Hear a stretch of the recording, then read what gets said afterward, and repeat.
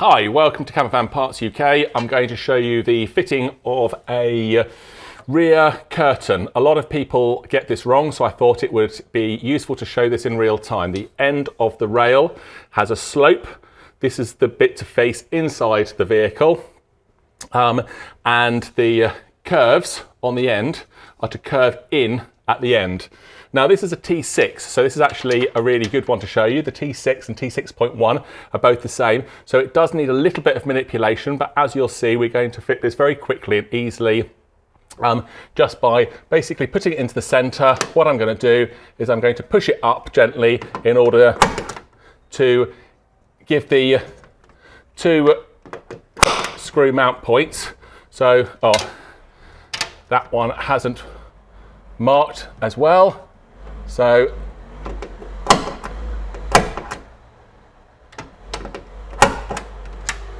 there we go. So I've got two clear center punch points, which I'm now going to drill with a 2.5mm drill. So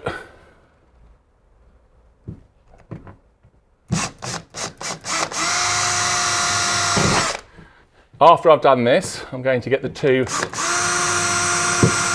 countersink screws and a screwdriver in order to put it on. So I've got all the bits from the fitting kit in the pot here. And this is the rail, which I've already explained. This is the outside edge, this is the inside edge. So the inside edge is going to want the hemmed inside part of the curtain. So I'm going to put the curtain with the poppered tie back to the outside edge, because that's where you're going to want it, and the hemmed part on the inside. So the curtain is going to go this way round with the hem towards the back. You've got fixings here like this, the curtain rails.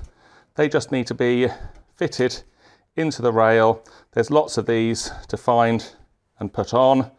At the point that we've got all of these on and in place, what we're going to do is we're going to put the end caps on, and then we're going to fit the two middle fixings before doing the outside fixings and making sure that you fix these end caps. If you don't, these end caps will come off, the curtain will come off. We can't supply spares for these, so please do make sure these are screwed on. If they're screwed on, you will never lose them. I'm going to fit all these fixings for this curtain now, because it's going to take me a little bit of time. Pop the end caps in, and then I'm going to go back to the vehicle and show it being screwed in. Okay, we've now got the curtain fitted to the rail.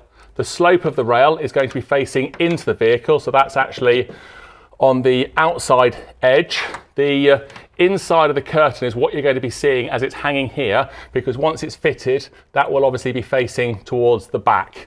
You obviously also want to make sure that the tie backs are on the outside, and I've got in here a screw, one of the self-tapping screws already in the rail ready. So I'm going to now fit that into this first hole. So it doesn't need to be over tight.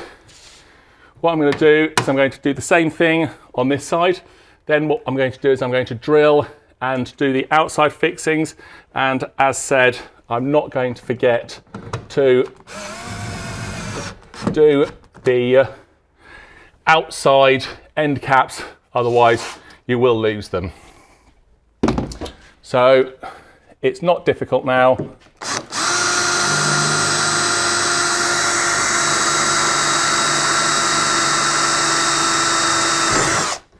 To drill the outsides and fix them. And as I said, not forgetting the end cap.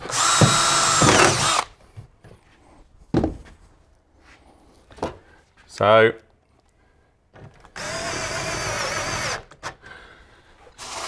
I'm going to do the same the other side, and then I'm going to take you to the bottom rail. So where a lot of people go wrong is they get to the bottom rail and they're trying to fit it in the top here. It doesn't go in the window recess as it does for all of the other curtains. This curtain rail goes on the face here. And as you can see, although it's the correct length, we find it's a bit longer than it needs to be. So in fact, we're going to take about 25-30 mil off the end here, which I'm going to show you. It doesn't take very long. You don't have to do this. It's just what we choose to do because the fact that we've found that it actually makes for a slightly neater fitment with the way that we trim out and convert vehicles. So I'm just going to show you that now. Okay, we've got the rail here. The rail, I'm just going to shorten this rail by about 30 mil. It doesn't need to be 100% accurate, it just needs to be a little bit shorter. As I said, it's not wrong the way it's applied. We've found that it works better if it's just shortened a little bit. You could easily do this with a junior hacksaw or a hacksaw. I'm going to use an angle grinder. I'm just going to take a little bit off the end. So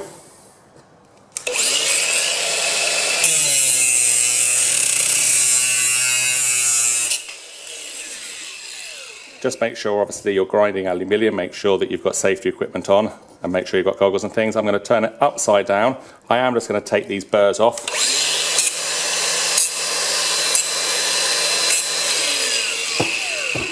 And with it upside down, so I'm not getting too much paint where I don't want it to, I'm just going to use a little bit of satin black paint and I'm just going to paint it from the back. It doesn't have to be done because of the fact that it is aluminium and you're going to end up with a end cap on it. Okay, so we're going to come to fitting the bottom rail. As I said, it goes onto the face at the edge here. It goes on the metal part here. This one's got a wiper, so the fact that this rail does have a small lump in order to accommodate for that.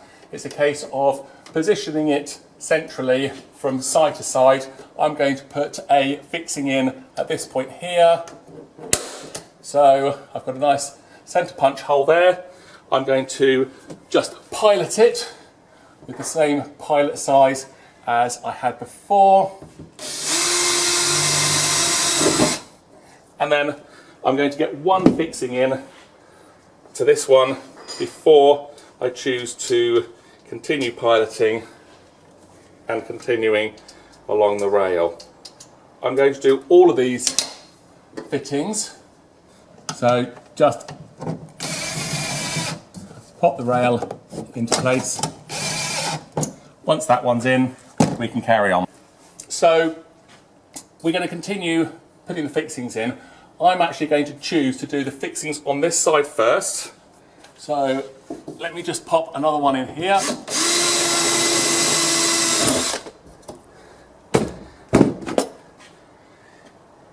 Because I'm going to get a rubber mallet and I'm going to just very gently improve the fit here. You don't have to do this, and if you do, be aware. If you hit this rail too hard, you will bend it, the curtain won't run, and again, the fitment doing this can't be warranted. This obviously needs to be something that you do gently and obviously take on board yourselves. So that's a bit better.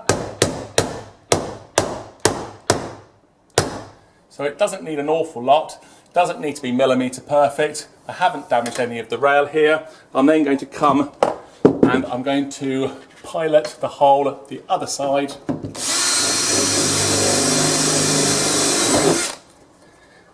And put the fixing in this side.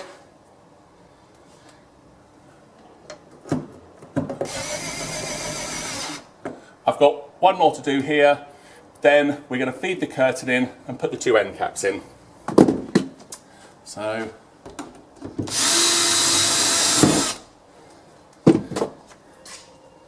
as you can see, this is all being done in real time. It really doesn't take very long.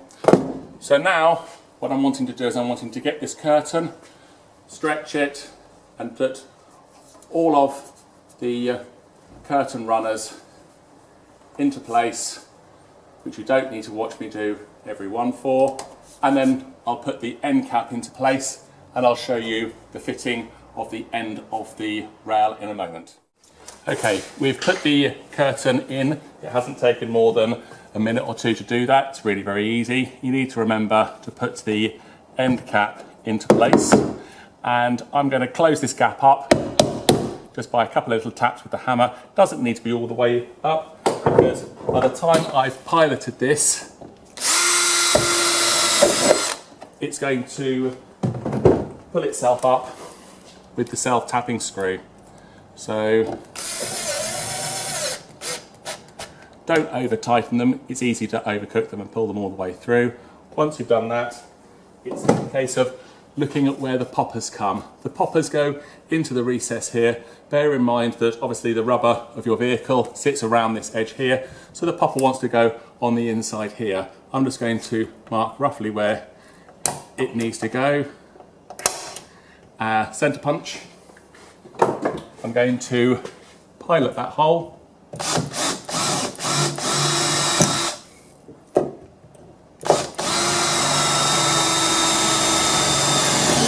It's actually a double skin there. And then I get the popper and the self-tapping screw. Simple case of fixing the popper. I am using a power screwdriver here. Please bear in mind that these poppers can really easily be, if you over tighten the self-tapping screw, can pull themselves all the way through the popper. So if you're at all unsure, just use a hand screwdriver, but I'm really not going to over tighten that. That's the point for your popper. You've got a popper at the top, popper at the bottom. Your curtain rails are all fitted. Your curtain's on. You've got a sewn on tie back in order to tie the curtain out of the way when it's not in use. There you go, there's your curtain fitted. Really hasn't taken very long at all. I would say the whole thing can probably be done in about sort of 25 minutes, certainly no more than half an hour if you follow this video.